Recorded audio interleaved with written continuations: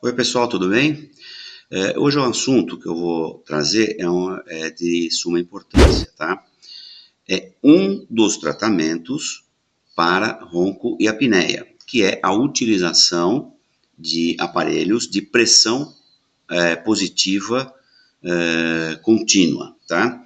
Você já deve ter ouvido falar nos CPAPs, tá bom? Que são aquelas máscaras ligadas a compressores de ar para ajudar no tratamento do ronco e da apneia, tá?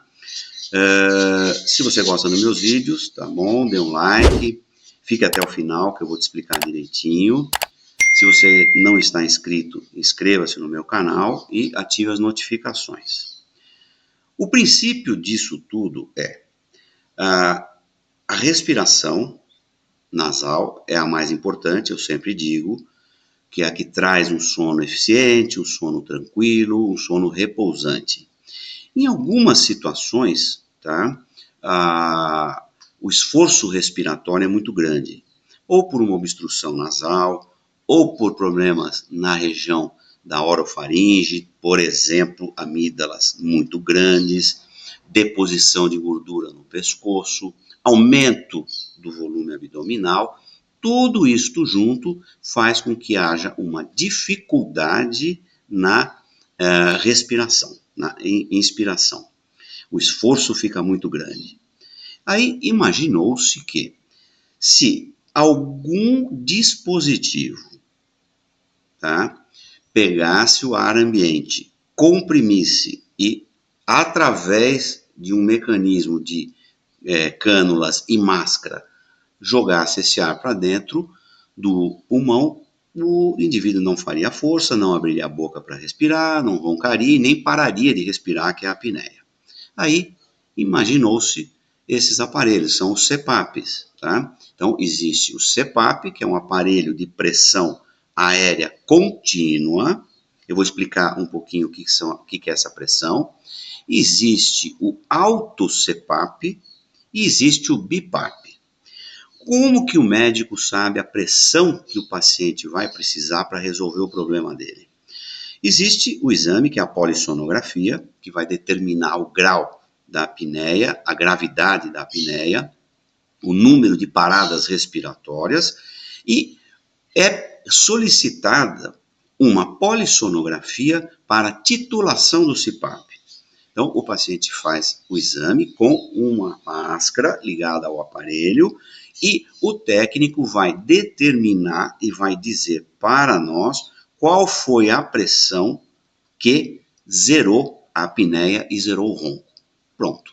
Esta é a pressão que deve ser utilizada para resolver o problema do paciente.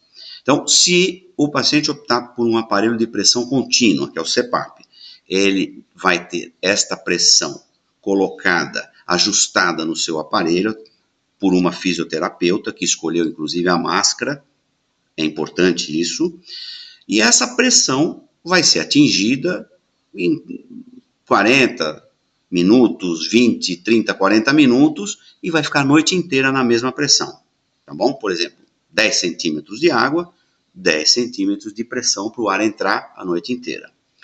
Existe o alto CPAP. O alto CPAP, o médico determina, por exemplo, de 4 a 10, de 4 a 12. Porque a noite inteira pode mudar a necessidade da pressão e o aparelho vai fornecer ao paciente a pressão que ele precisa. E existe o BiPAP, que é o Mercedes-Benz dos aparelhos. Ele tem uma pressão de inspiração e de expiração. Ele é muito mais confortável, tá? A adaptação ao CPAP deve ser feita por um especialista, que é o fisioterapeuta respiratório, direcionado para a medicina do sono. Então, a utilização, uma máscara específica, uma máscara que dê conforto ao paciente, tem máscaras que trazem claustrofobia ao paciente, tem máscara só nasal, e tudo isso, quem vai determinar e vai escolher e ajudar o paciente é a empresa que tem o fisioterapeuta. O CPAP é uma boa opção, tá? Em casos muito sérios, às vezes muito graves, onde não há outra saída, ou também ele pode ser usado por um período, até que se tome outras medidas para resolver o problema, tá bom? Resumindo, CPAP são aparelhos de pressão aérea positiva contínua na via aérea, como eu já disse, que diminuem ou resolvem o problema da parada respiratória e do ronco, tá? Existe um período de adaptação e tem que ser usado a vida inteira. Ele não é um tratamento. Tá bom, gente? Até logo, até o próximo vídeo. Tchau.